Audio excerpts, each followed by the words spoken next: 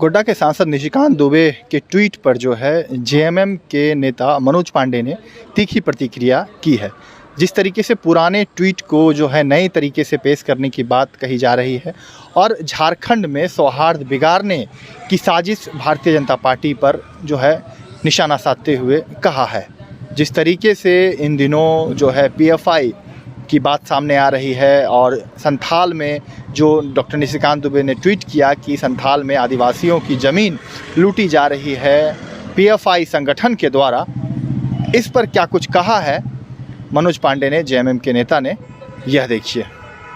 यहाँ युवा मुख्यमंत्री की सरकार है, सबसे लोकप्रिय मुख्यमंत्री की सरकार है और इस तरह के तत्वों से कैसे निपटा जाता है वो इस सरकार को बखूबी पता है। आगे भी पूरे त्यौहार के दौरान इतने बड़े आस्था का पर्व दुर्गा पूजा पूरे हर्षोल्लास के साथ झारखंड की जनता मनाए, उसकी पूरी पुख्ता व्यवस्था की गई है, क्योंकि चंद उन्मादी तत्व भी सक्रिय रहते हैं और इस समय जो एक त्यौहार का माहौल होता है उसमें धार्मिक भावनाएं भड़काना बहुत आसान प्रतीत होता है लोगों को।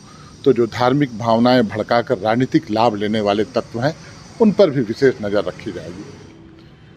पीएफआई संगठन तो मुझे लगता है पिछले 5-6-7 सालों में ज़्यादा फ्लोरिश किया है। कौन है जिम्मेवार उसके लिए? केंद्र में किसकी सरकार है? गृह मंत्री, गृह मंत्रालय किसके अधीन है? तो मुझे लगता है कि इस तरह के तत्व या जो भी विघटनकारी शक्तियां हैं कैसे इतना मजबूत हो जाती हैं। अगर वो विघटनकारी हैं, अगर उनका संबंध आतंकवादियों या फिरका परस्तों से है तो निश्चित तौर पर कार्रवाई में कहीं कोई केंद्र सरकार को अधिकार है, कार्रवाई होनी चाहिए, लेकिन कार्रवाई की आड़ में एक समुदाय विशेष को परेशान करने की मंशा भी नहीं होनी चाहिए। निर्दोष को नहीं फंसाना चाहिए।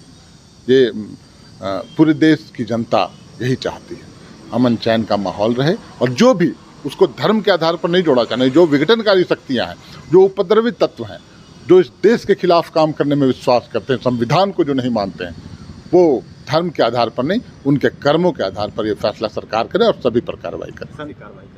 कहाँ आदिवासियों की जमीन हड़पी जा रही है?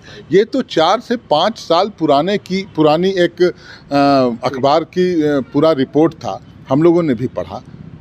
अब उसको 5 साल के बाद एक महोदय हैं बड़बोले सांसद ट्वीट करते रहते हैं। ट्वीट करना उनका वो बन गया है। हालांकि अब कोई उसे बहुत हल्के में सभी लोग लेते हैं, आप लोग भी हल्के में लेते हैं।